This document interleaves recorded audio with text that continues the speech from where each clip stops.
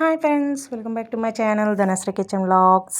ఈరోజైతే chicken curry easy ప్రాసెస్లో ఎలా చేసుకోవాలో చూసేయండి ఫ్రెండ్స్. ముందుగా అయితే చికెన్ చక్కగా క్లీన్ చేసుకొని ఉప్పు పసుపు వేసుకొని క్లీన్ చేసుకోవాలి. తర్వాత మ్యాగ్నేట్ అయితే చేసుకోవాలి.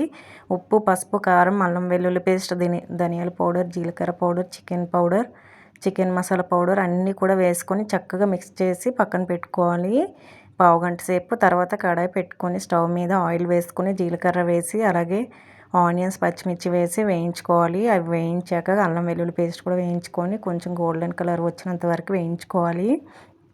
చూసారు కదండి, ఇప్పుడైతే వేగిపోయాయి. ఇప్పుడు టమాటా కూడా వేసేసుకోవాలి. ఇప్పుడు వీటిని అయితే బాగా మిక్స్ చేసుకోవాలి. చూసారు కదండి, ఇప్పుడైతే టమాటా కూడా ఉడికిపోయింది కదా. ఇప్పుడైతే కొద్దిగా పుదీనా కరివేపాకు వేసేసుకోవాలి. అలాగే కొత్తిమీర కూడా వేసుకున్నాను ఫ్లేవర్ కోసం. చూసారు కదండి, ఇలా ఈ విధంగా అయితే మిక్స్ చేసుకోవాలి. ఇప్పుడు మనం ముందుగా మ్యాగ్నేట్ చేసుకున్న చికెన్ అయితే వేసేసుకోవాలి ఫ్రెండ్స్.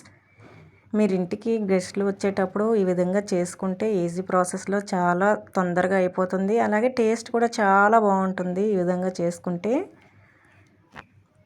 మనం ఆనియన్స్ కట్ చేసేలోపు చికెన్ మ్యాగ్నేట్ చేసి పెట్టుకుంటే మ్యాగ్నేట్ అయిపోతుంది. చూసారు కదండి, ఈ విధంగా కలుపుతూ ఉండాలి.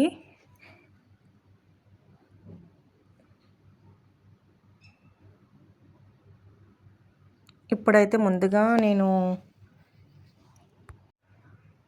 కాజు అది నానబెట్టి పేస్ట్ చేసుకున్నాను, అదైతే వేసేసుకున్నాను ఫ్రెండ్స్. చికెన్ చక్కగా వేయించుకున్నాక అది వేసుకోవాలి గ్రేవీ.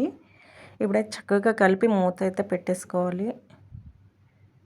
చూసారు కదండి, ఈ విధంగా అయితే కలుపుకోవాలి. సగం వరకే ఉడికాక కొంచెం జీలకర్ర పౌడరు అలాగే ధనియా పౌడరు కొద్దిగా కారం వేసుకున్నాను. ఎందుకంటే మ్యాగ్నేట్ చేసేటప్పుడు ఆల్రెడీ కారం వేసుకున్నాం కదండి, అందుకే కొంచెం తక్కువ వేసాను. అలాగే పచ్చిమిర్చి కూడా వేసుకున్నాను కదా తాలింపులో.